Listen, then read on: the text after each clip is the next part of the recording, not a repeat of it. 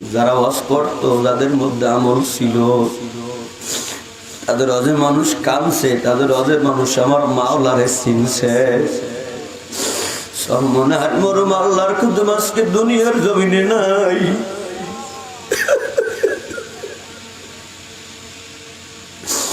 বাবা দলাদলি বাদ দাও, নিরপেক্ষ কথা শোনো।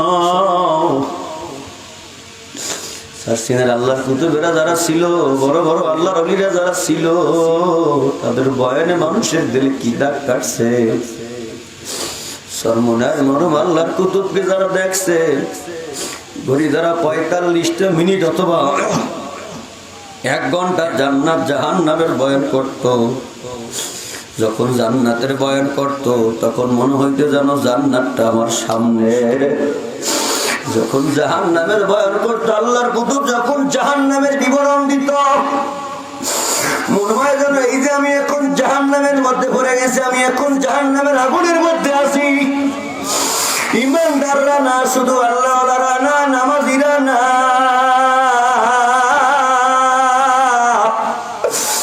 বেনামাজি কাটটা কাদের পর্যন্ত তার বয়ান শুনে পাগল হইয়া দৌড়াই তার বলতো আমার মাওলা কই,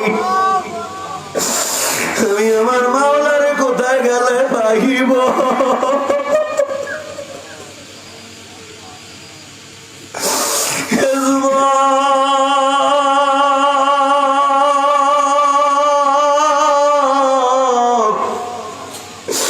তোর পাওদর্শী যুবক, আরে মায়েরে কষ্ট দিস না, আল্লাহরে বলিস না।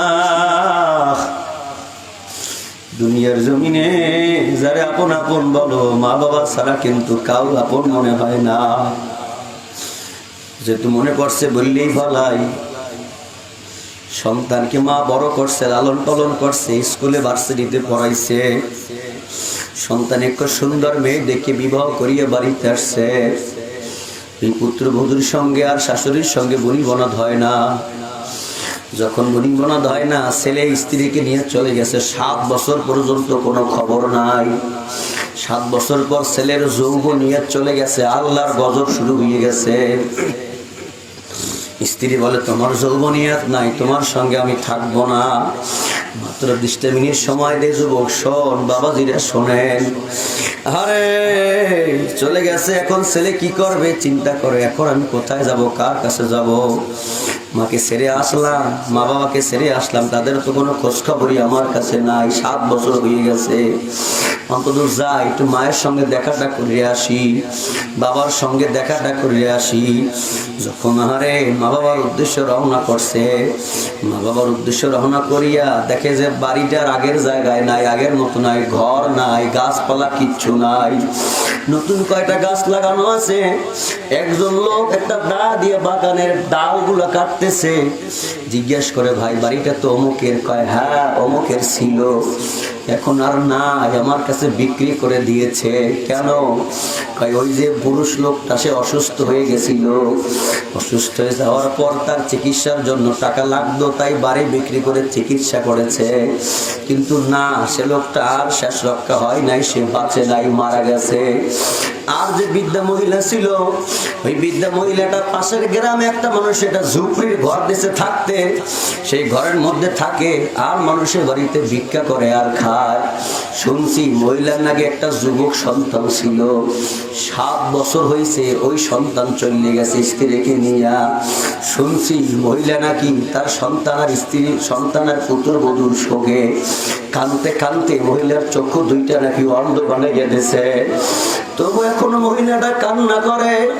তবে এ যুবক, তোমাকে তো আর আমি চিনি না। বাগানের মালিকে বলতেছে যদি আমি ওই যুবকটাকে পাইতাম, আমার যে হাতে দা দেখো, দা দিয়ে ওর টুকরো টুকরো করে খালের মধ্যে ভাসাইয়ে দিতাম। এমন যুবক, এরকম স্বার্থপর যুবক হইতে পারে? যুবক চিন্তা করে আরে কেমন কুলাঙ্গার হইলাম রে, বাগানের মালিক আমারে টুকরো টুকরো করতে চাই। করবি তো, আমি তো খারাপ মানুষ, যাই মার সাথে তো দেখাটা করি। কুতুবাদের কিতাবের মধ্যে আসছে, সন্তান যখন মায়ের কাছে রওনা দিয়েছে, যাইতে যাইতে সন্ধ্যা হয়ে গেছে, মা মাগরিবের নামাজ পড়িয়া আল্লাহর কাছে হাত উঠিয়ে মোনাজাত দেওয়া শুরু করছে। মোনাজাতের শব্দগুলো সন্তানের কানের মধ্যে বসতেছে, সন্তান শুনতেছে, মা ভাঙ্গা ভাঙ্গা কণ্ঠ নিয়া চোখের পানি ফালাইয়া আল্লাহরে বলতেছে, আল্লাহ তুমি তো জানো আজকে থেকে 7 বছর আগে আমার একটা সন্তান আমাকে ফালাইয়া চলে গেছে। সন্তানটা আমারে ভুলিয়ে রয়েছে, এতটাই স্বার্থপর। ওই সন্তানের বাবা মারা গেছে, সন্তান বাবার লাশটা দেখার জন্য পর্যন্ত আসে নাই। ওর বাবা মারা গেছে, বাবাকে মানুষে কবরে রাখছে, ওর বাবা পুরুষ মানুষ, কোনো সমস্যা নাই। আমি তো মহিলা মানুষ, পেটের দায়ের না হয় মানুষের বাড়িতে ভিক্ষা করে পেট চালাই, কিন্তু আমি মারা যাওয়ার পর আমারে কে কবরে রাখবে আল্লাহ? আমার তো নিজস্ব কোনো মানুষ নাই, শেষ যাওয়াটাও আমার মানুষের হাতে, পর পুরুষের হাতে কবরে যাওয়া লাগবে। আমার সন্তানের কামাই খাওয়ার আশা নাই। মূল পয়েন্ট আপনাদেরকে বুঝাইতে চাই, এখানে যতগুলো মানুষ আছে না রে, সেদিন আমার একজনের জড়িয়ে ধরিয়ে বলে, হুজুর বয়ান করার পর হুজুর ওয়াজ করছেন ভালো লাগছে, কিন্তু বুকের মধ্যে জ্বালাটা বাড়াইয়ে দিয়ে গেলেন কেন, কি হয়েছে? আপনি বয়ানে মায়ের কথা বলছেন, বাবার কথা বলছেন। আমার বাবাকে আমি জীবনে, আমার বাবাকে আমি দেখি নাই, আমি দুনিয়াতে আসার পরে আমার বাবার চেহারা কেমন আমি তাও তো দেখি নাই, কিন্তু আমার মাকে আমি দেখছি। আমার মা বড় কষ্ট করে করে আমাকে বড় করেছে। আমার মুখের দিকে তাকাই, আমার মা কখনো বিবাহ বন্ধনে দ্বিতীয়বার আবদ্ধ হয় নাই। আমার মা আমাকে বড় করেছে ঠিক, আমি এখন শিক্ষিত হয়েছি, পড়াশোনাও করেছি। যেদিন আমি শিক্ষিত হইয়া যখন আমি পাশ করে একটা চাকরি পাইছি, খবরটাই না আমার মাকে দেব। আমার কপালটা এত খারাপ, খবরটা দেওয়ার আগেই দেখি বাড়িতে এসে আমার মা দুনিয়ায় নাই।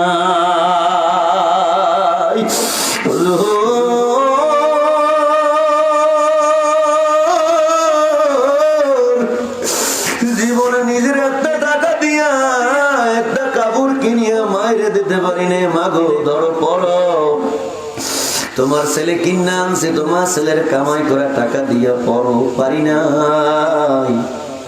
জীবনে আমার মায়ের সামনে পারি নাই 2 কেজি আপেল কিনে আইনা দিতে, 2 কেজি আঙ্গুর কিনে আইনা দিতে। হুজুর তখন আমার টাকা ছিল না, আমার মাই ছিল। এখন আমার টাকা আছে, আমার সব আছে হুজুর, আমি এখন এসি ঘরের মধ্যে ঘুমাই, কিন্তু ঘুমাই কি জানেন, দিলের জ্বালা কমে না। সব আছে এখন আমার মা না। তখন মায়ের কথা মনে হইয়া যায়। কবি রাত্রে আমি কি জেনেছি, রাত্রে উঠিয়ে বসিয়ে থাকি, আপনার ভাবি বলে কি হয়েছে, আমি বলি আরে আমার মাই কই। বন্ধু এ যুবক, আমার কথাগুলো খেয়াল দিয়ে সব, সমাজের মধ্যে এখন ম্যাক্সিমাম যুবকই মা বাবার অবাধ্য হয়ে গেছে, যার কারণে সমাজের কোথাও শান্তি নাই। বিবাহ করে স্ত্রীর কথা মতো চলো, বিপদে পড়ে দেখ, মায় ছাড়া কেউ তোর পাশে থাকবে না, বাবা ছাড়া কেউ তোর পাশে থাকবে না। মা বাবার সঙ্গে বেয়াদবি করে, কিন্তু সাহাবায়ে কেরাম ঈমান নিয়ে মরতে পারে নাই, সামান্য মনের আঘাত। আলকামা রাদিয়াল্লাহু তাআলা আনহু মওতের পূর্বে কালেমা নসিব হইতেছে না, আল্লাহর পয়গম্বরকে খবর দিচ্ছে, আল্লাহর পয়গম্বর চলে আসছে, এসে বলে কি হয়েছে? হুজুর আলকামার জবানে তো কালেমা নসিব হয় না, ডাকো আলকামার মাকে। আলকামার মা, আপনার আলকামার জবানে তো কালেমা নসিব হয় না, কি ব্যাপার, কি হয়েছে? আপনার আলকামা আপনার সঙ্গে কোনো বেয়াদবি করেছে নাকি, অন্যায় করেছে নাকি? কয় না, কিন্তু আমার কথার চাইতে তার স্ত্রীর কথাকে বেশি প্রাধান্য দিত। আমার মনে কষ্ট লেগেছে। আল্লাহর পয়গম্বর বলে, ও আলকামার মা, আপনি আপনার আলকামাকে ক্ষমা করে দেন। ইয়া রাসূলুল্লাহ, আমি আমার আলকামারে ক্ষমা করতে পারবো না। আলকামাকে লালন পালন করার জন্য আমি কত কষ্ট করছি, আপনি তো আর জানেন না। আমি ওরে ক্ষমা করতে পারবো না। আলকামার মা মুখ ফিরিয়ে নিল। আল্লাহর পয়গম্বর বলে, সাহাবীরা, আলকামা যখন ঈমান নিয়ে না মরে গেলে কবরে যে আগুন ভোগ করবে, জাহান্নামের আগুন দরকার কি? দুনিয়ার আগুনে আলকামারে জ্বালাইয়া দেই, যাও লাকড়ি আনো, আগুন ধরাইয়া দাও। সাহাবায়ে কেরাম লাকড়ি আনি আগুন ধরিয়ে দিয়েছে, কয় আলকামাকে এবার নিয়ে আসো। আলকামাকে যখন আনতে গেছে, আলকামা রাদিয়াল্লাহু তাআলা আনহুর মা হাউমাউ করে কান্না জুড়ে দিয়েছে। আল্লাহু আকবার। ইয়া রাসূলুল্লাহ,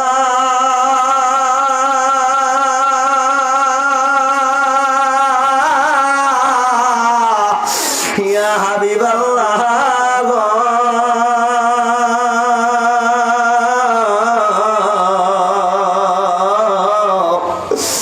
আমার নয়নের মনি আলকামারে আমি মাফ করে দিলাম। বাবা দিরা রে, আমার যে আপনাদের তাজির হইবে কিনা আমি জানি না। আমার ইলমও নাই, কালামও নাই, সাজাইয়া গুছাইয়া বয়ান করতে জানি না, কথাও জানি না। যারা ওয়াজ করতো, যাদের মধ্যে আমল ছিল, তাদের অজে মানুষ কামছে, তাদের অজে মানুষ আমার মাওলারে চিনছে।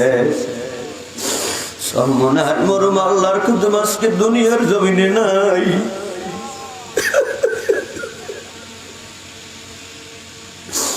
বাবা দলাদলি বাদ দাও, নিরপেক্ষ কথা শোনো। সার্সিনের আল্লাহর কুতুবেরা যারা ছিল, বড় বড় আল্লাহর ওলিরা যারা ছিল, তাদের বয়ানে মানুষের দিলে কি দাগ কাটছে। সর্বনাশ মরম আল্লাহর কুতুবকে যারা দেখছে, ঘড়ি দ্বারা 45টা মিনিট অথবা 1 ঘন্টা জান্নাত জাহান্নামের বয়ান করত। যখন জান্নাতের বয়ান করত, তখন মনে হইতো যেন জান্নাতটা আমার সামনে। যখন জাহান্নামের বয়ান করত, আল্লাহর কুতুব যখন জাহান্নামের বিবরণ দিত, মনে হয় যেন এই যে আমি এখন জাহান্নামের মধ্যে পড়ে গেছি, আমি এখন জাহান্নামের আগুনের মধ্যে আছি। ইমানদাররা না, শুধু আল্লাহওয়ালারা না, নামাজিরা না,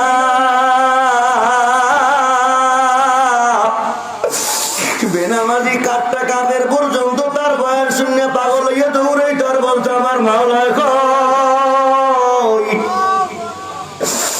আমি আমার মাওলারে কোথায় গেলে পাইব?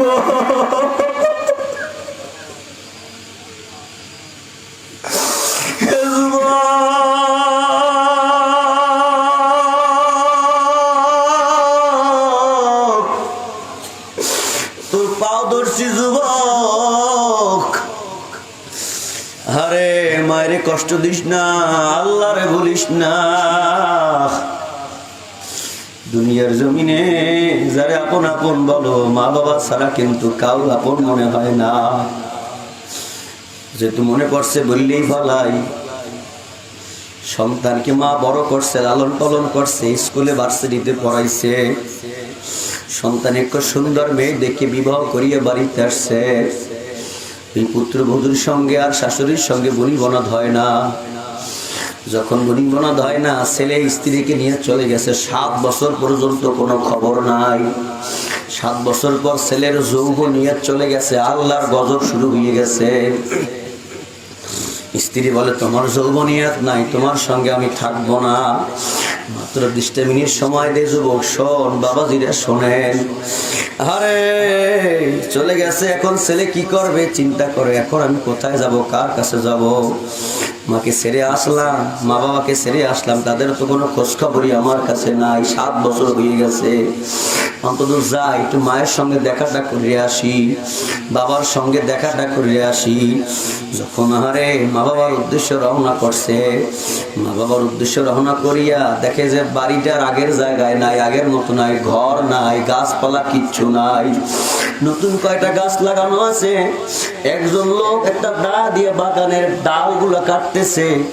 জিজ্ঞেস করে, ভাই বাড়িটা তো অমুকের? কয় হ্যাঁ অমুকের ছিল, এখন আর নাই, আমার কাছে বিক্রি করে দিয়েছে। কেন? কয় ওই যে পুরুষ লোকটা সে অসুস্থ হয়ে গেছিল, অসুস্থ হয়ে যাওয়ার পর তার চিকিৎসার জন্য টাকা লাগতো, তাই বাড়ি বিক্রি করে চিকিৎসা করেছে। কিন্তু না, সে লোকটা আর শেষ রক্ষা হয় নাই, সে বাঁচে নাই, মারা গেছে।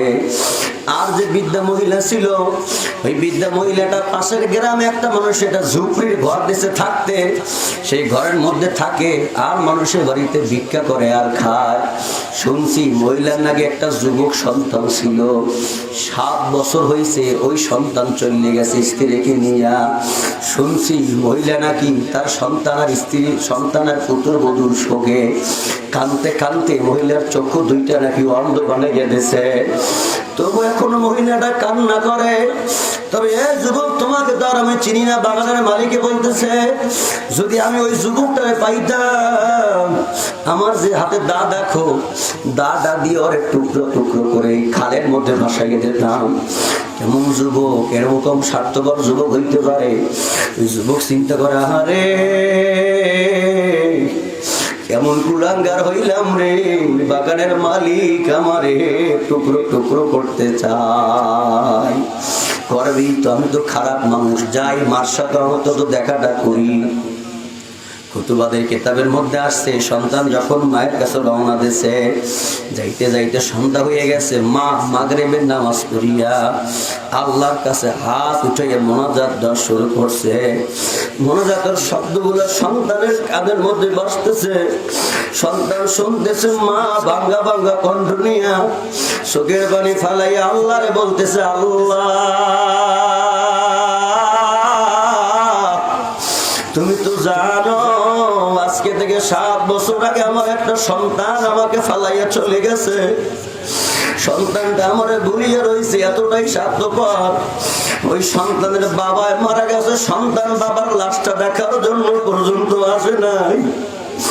ওর বাবা মারা গেছে, বাবাকে মানুষে কবরে রাখছে, ওর বাবা পুরুষ মানুষ, কোনো সমস্যা নাই। আমি তো মহিলা মানুষ, পেটের দায়ের না হয় মানুষের বাড়িতে ভিক্ষা করে পেট চালাই, কিন্তু আমি মারা যাওয়ার পর আমার কে কবরে রাখবে আল্লাহ? আমার তো নিজস্ব কোনো মানুষ নাই, শেষ যাওয়াটাও আমার মানুষের হাতে, পর পুরুষের হাতে কবরে যাওয়া লাগবে। আমার সন্তানের কামাই খাওয়ার আশা নাই, আমারে মরলে একটু কবরে রাখবে। এই জন্য যদি হয় তুমি আমার বেয়াদব সন্তানটারে আমার কোলে ফিরাইয়া দাও। বন্ধুরা রে,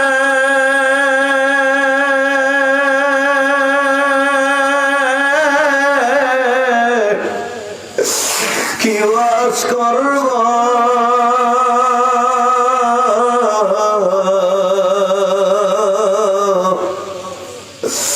আরে যুবক যখন মনোজাত শুনছে নিজেকে আর কন্ট্রোল করতে পারে না, একটা দৌড় দিয়া দরজার সামনে দাঁড়াইছে। দরজার সামনে যাইয়া মা বলে একটা চিৎকার মারছে। মায় বলে, কে রে কে? আমার নিবেন আগুনটা কে জ্বালাইয়ে দিলি? 7 বছর পর্যন্ত আমার কেউ মা বলে ডাক দেয় না, আমার বুকে যে কি যন্ত্রণা তোরা জানবি না।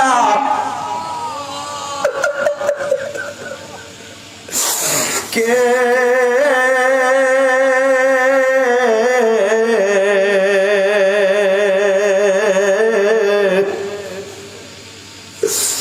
বন্ধুরা, কথায় কথায় আসে, আমরা তো জানি আমাদের সাথে তো অনেকেই বলে। সেদিন একজনে বলে, হুজুর দিলের মধ্যে বড় ব্যথা। কেন? আজকে 3 বছর হয়ে গেছে আমার সন্তানটা আমারে আব্বা কই একটা ডাক দেয় না।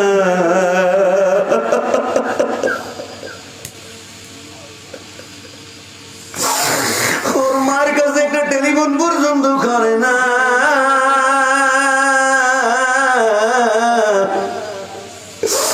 মনে মনে চিন্তা করছে, আরে কুলাঙ্গা সন্তান, কত মানুষ আফসোস করে। এখানে যত বুড়ো মানুষেরা বই রয়েছে, একবার দিকে কাকু কেমন আছে, বাবা কেমন থাকবো কি, আমার কবর তো সেই দিনই পড়ছে যেই দিন আমার মায়ের আমি নিজের হাতে কবরে রাখছি।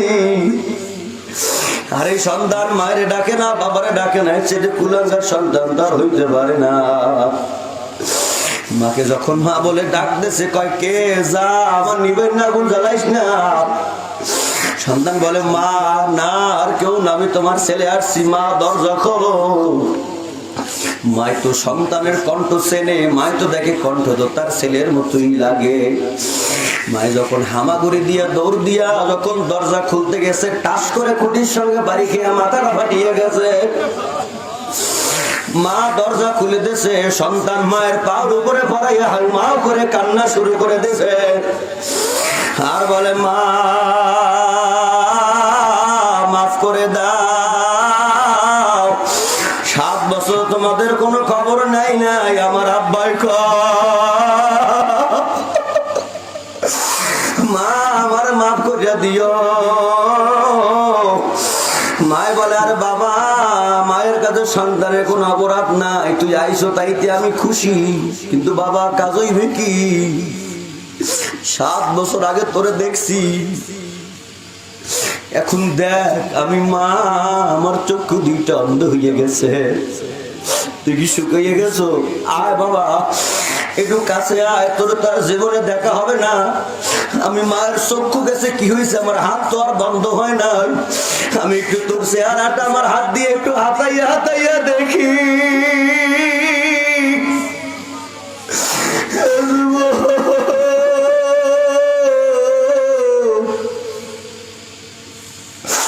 সাত বছর সন্তান, মার কোনো খবর নাই নাই, তবুও সন্তানরে কিন্তু মা বলে নাই। সাবধান, মায়ের সঙ্গে বেয়াদবি করিও না, বাবার সঙ্গে বেয়াদবি করিও না। আরে এই জন্য বন্ধুরা, দিনের পথে থাকতে হইলে পরীক্ষা আসবে। মা বাবার উপরে খেদমত করা, মা বাবার খোঁজ খবর নেই, এটা একটা মাওলার পরীক্ষা। দুনিয়ায় কত নবীরা পরীক্ষা দিয়েছে, আমি আয়াতে কারিমা তেলাওয়াত করেছিলাম। আল্লাহ পাক রব্বুল আলামিন জানাইয়া দেয়, পয়গম্বর ইব্রাহিম দোয়া করেছিলেন, রব্বি হাবলি মিনাস সলিহিন, আল্লাহ আমাকে একটা নেককার সন্তান দাও, ফাবাশশারনাহু বিগুলামিন আলিম, আল্লাহ তাকে বুদ্ধি জ্ঞান সম্পূর্ণ একটা সন্তানের সুসংবাদ দিল, সময় নাই, এই জন্য সংক্ষেপ করে বলি, পয়গম্বর ইসমাইল আলাইহিস সালামকে দিলেন। ইসমাইল নবীকে যখন দিলেন, আল্লাহ তাকে পরীক্ষা শুরু করলেন। ইব্রাহিম নবীকে পরীক্ষা দিয়েছে, যাও তুমি দিয়ে আসো জঙ্গলে। যখন মক্কায় রেখে আসলেন, সেখানে কোনো কিছুই নাই, জনশূন্য এলাকা। সেখানে যাই হোক, আল্লাহ রহমত করেছেন, আস্তে আস্তে বড় হয়ে গেছেন। তার বয়স যখন 9 বছর অথবা 13 বছর, তখন আল্লাহ বললেন যে, হে ইব্রাহিম, তুমি তোমার ইসমাইলকে কুরবানি করো। পয়গম্বর ইব্রাহিম বলেন, ইসমাইল বাবা, আল্লাহ তোমাকে কুরবানি করতে বলছেন, তুমি কি বলো? পয়গম্বর ইসমাইল বলেন, আব্বা,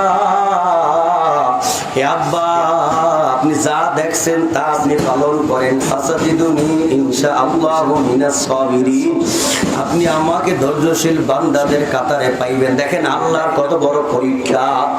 আহারে 80 বছরের সন্তান দিয়া বললেন, যাও তুমি মক্কায় ছাড়িয়ে আসো জনশূন্য স্থানে। সেখানে গিয়ে যখন বড় হয়েছে, বলছে এখন কোরবানি করো। কোরবানি করার জন্য নিয়ে গেছে। কোরবানি করার জন্য যখন গেছে, ইসমাইল বলে, বাবা আপনি আমার হাতটা বাঁধিয়া নিয়েন কেন? যখন আমি ঘুমতের যন্ত্রণায় ছটফট করবো, আমার পা যদি আপনার গায়ে লাগে, বড় বেয়াদবি হয়ে যাইবে। আব্বা আপনি আমাকে কাট করে শোয়াইয়া তারপরে জবাই করেন। যখন পয়গম্বর ইব্রাহিম সন্তানকে যখন জবাই করতেছে, দেখে না তার ওই শরীর চলে না। আব্বা আরে দেখেন সন্তান কি পরীক্ষা দেয়, আর বাবা কি পরীক্ষা দেয়। আল্লাহ আরে যখন বললেন, আব্বা আপনি কাপড় দ্বারা আপনার চক্ষুটা বেঁধে নেন, কাপড় দ্বারা চক্ষুটা বাঁধিয়া তারপরে বলে, এখন আপনি ছুরি চালান। যখন ছুরি চালাইতেছিল যে না, তখনও চলতেছে না। যখন এই অবস্থা হয়ে গেল, আল্লাহ পাক ডাক দিয়ে বলতেছেন, ইব্রাহিম শোনো, কদ সাদ্দাকতার রুইয়া, হ্যাঁ তুমি তোমার স্বপ্ন বাস্তবায়ন করেছো। পাশে একটা জান্নাতি দুম্বা দেখা যায়, দুম্বাটা তুমি কোরবানি করে দাও। দুম্বা দুম্বাটা কোরবানি করে দিল, সেখান থেকে আপনার আমার জন্য কোরবানি আল্লাহ ওয়াজিব করে দিলেন। ও আমার ভাইরা, এই জন্য ইব্রাহিম আলাইহিস সালাম পরীক্ষায় পাশ করছে, ইসমাইল আলাইহিস সালাম পরীক্ষায় পাশ করেছে। ইহার ইউসুফ আলাইহিস সালামকে জুলাইখা যখন উপরে 7টা তালার উপরে রাখিয়া যখন প্রত্যেকটা দরজায় তালা মারিয়ে বলতেছে ইউসুফ আসো, আল্লাহ কালামের ভাষায় বলতেছেন গল্লাকাতিল আবওয়াব, যখন জুলাইখা দরজাগুলো বন্ধ করে দিল, ওয়াকালাত হাইতালাক, জুলাইখা বলতেছে ইউসুফ আসো আমার সঙ্গে অপকর্ম করো। ইউসুফ আলাইহিস সালাম বলেন ক্বালা মাআযাল্লাহ, আরে না, আমি আমার আল্লাহকে ভয় করি, ও জুলাইখা আমি অন্যায় কাজ করতে পারবো না। যখন ইউসুফ আলাইহিস সালাম দৌড় দিয়া দরজার সামনে গেছে, আমার মাওলার ইশকের দরিয়া জোশ মারিয়ে গেছে, দরজার তালাটা টাস করে খুলে গেছে। ইউসুফ আলাইহিস সালাম দৌড় দিয়া 6ষ্ঠ তালায় চলিয়া গেল, 6ষ্ঠ তালাও খুলে গেল। এরকম করতে করতে 7টা তালা খুলি ইউসুফ আলাইহিস সালামকে নিচে নামাইলো কে? ওই আল্লাহ নামাইছে। আমার ভাইরা, আমার বন্ধুরা, এই জন্য নেকামলের উপরে চলতে গেলে আপনার আমার জন্য পরীক্ষা আসবে, পরীক্ষায় পাস করা লাগবে। এই জন্য আসুন আমরা সবাই একটু মাথাটা নইয়ে দিয়া পরীক্ষায় যাতে পাস করতে পারি আল্লাহর কাছে দোয়া করব, নেকামল করবেন, ইমানটা মজবুত করবেন, ভালো মতো চলবেন, 5 ওয়াক্ত নামাজ পড়বেন, আর বেশি বেশি মওতের কথা স্মরণ করবেন। মা বোনেরা 2টা মিনিটের জন্য চক্ষুটা বন্ধ করে মাগো ঘরের খাটালে বসিয়ে যাও। এ যুবক জীবনে কত কিছু করছো, চক্ষু বন্ধ কর, মাথাটা নোয়া। এ বৃদ্ধ বাবাজিরা মাথাটা নোয়াইয়া দেন, পারলে মওতের কথা স্মরণ করেন, 2 ফোঁটা চোখের পানি ফালাইয়া দেন। এ যুবক আমার মাওলারে চিনলি না,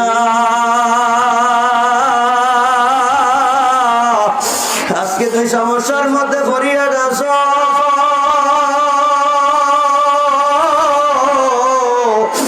গভীর রাত্রে ও টুজু বানা, 2 রাকাত নামাজ পড়, যায় না মাঝে সিজদা লাগা, আল্লাহরে বল আল্লাহ আমার চাকরি নাই, আল্লাহ চাকরি দিয়ে দেবে, তোর কি লাগবে বল, মিথ্যা মামলা করছো আল্লাহ মামলা দূর করিয়ে দেবে, তোর যা লাগবে বল। মায়েরা বোনেরা, স্বামীর সঙ্গে বুড়ি মোটা ধয় না, আল্লাহর কাছে বলিও, আল্লাহ সব দিয়ে দেবে রে। বেশি বেশি করে মওতের কথা স্মরণ করো, মাদ্রাসার দিকে খেয়াল রাখিও, মসজিদের দিকে খেয়াল রাখিও, কার কখন মওত আসিয়া যায় জানা কিন্তু নাই। আপনাদের এই যে বরগুনার ঘটনা আপনারা প্রায় প্রায় বয়ানে শোনেন, আরে ছোট বাচ্চা রাখিয়ে 2টা সন্তান। এ যুবক চিন্তা করো না, চিন্তা করো, মওতের কথা স্মরণ করো কেন, নামাজ পড়ো না কেন, রোজা রাখো না কেন, আল্লাহরে ডাকো না। আরে 2টা সন্তান, একটা সন্তানের বয়স 7 থেকে 8 বছর, আর একটা সন্তানের বয়স 3 থেকে 4 বছর।